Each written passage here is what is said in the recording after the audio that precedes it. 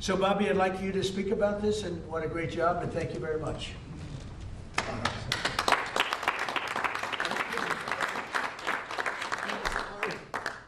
I thank a couple of people who aren't up here, Theo Merkel, Dr. Heidi Overton, who played key roles in this negotiation help make this happen.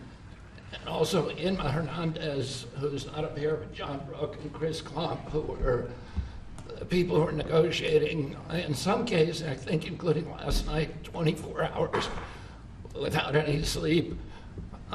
This would not have happened without President Trump's leadership. I told my son last night, we're all under secrecy about this, but I told my son late last night, a 27-year-old son, Connor, who's a very liberal Democrat, I told him this was happening, and he just paused for a minute and he said, "Thank you, Dad, I'm so proud of you." Because this is something Democrats have wanted for 20 years, Republicans have wanted for 20 years. Everybody said they're going to do it. Nobody has even taken a step towards doing it. And the reason was because it was such a daunting task. And, you know, even all of the negotiators, you see, I also want to thank Howard Lutnick. This would not have happened without him. But even all of the negotiators here and all the people on at HHS and at the White House team, all we could see was all the reasons that this couldn't happen. Everybody had tried, nobody could make it happen. And it was President Trump alone who, with his doggedness, his persistence, he saw this clearly in a way that none of us other, in its most simplest terms. Why are we spending more on this country than any other country? Why are we spending 75% of the revenues that come to the pharmaceutical industry?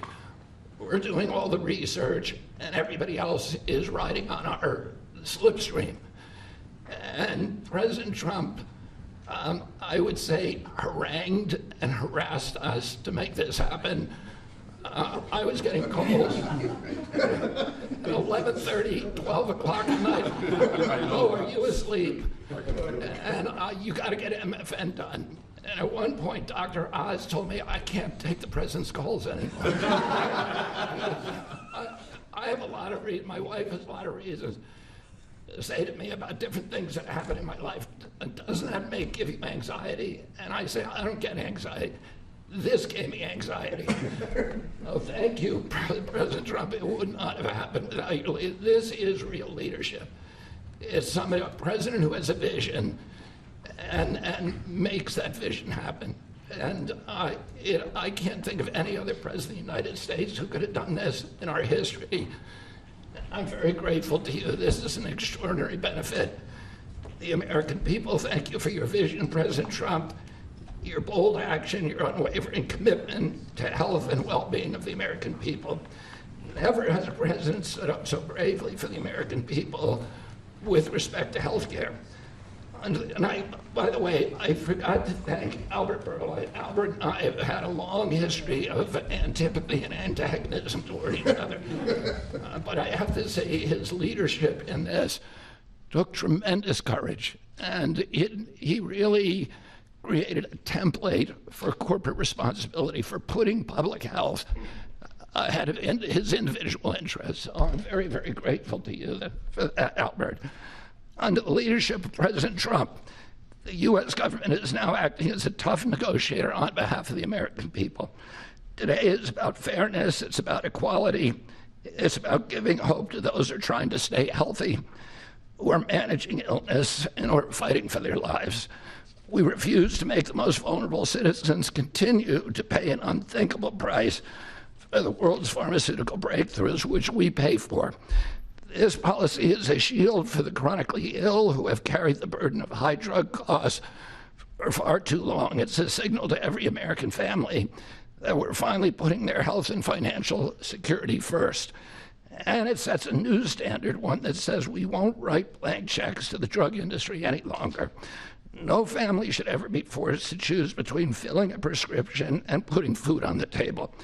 Americans should not be gouged paying 300 or 400 or 1,000% more than people in other countries for the exact same drug, many times manufactured by in the same factory in New Jersey. and sold in Great Britain for 1/10 the price that it's being sold for here. This week, and I was with some friends up in Martha's Vineyard, and an old friend, one of my oldest friends, his wife and daughter have a chronic disease. And that chronic disease last year cost $150,000 to treat. And the mother had to choose whether she was going to take that money and spend it on her or her daughter. And she spent it on her daughter. So she had to make that choice. It's a choice that no mother should have to make. We did a roundtable recently on drug prices. One patient spent more than $180,000 on one drug. One cashed in all of her savings and worked 3 jobs to make ends meet. One almost quit her job and moved to Germany to get the drug cheaper. Some looked at getting the drug on unsafe secondary markets because they could not afford it through the legitimate markets. Today, we begin to right that ship. For the mother trying to help her child get better, for a grandmother at the pharmacy counter, and for millions of Americans who want to restore their health. Today is about another promise made by President Trump and another promise kept by President Trump to the American people. And it's only just the beginning. This is all thanks to your unwavering leadership, Mr. President. Thank you. Thank you very much. Thank you very much.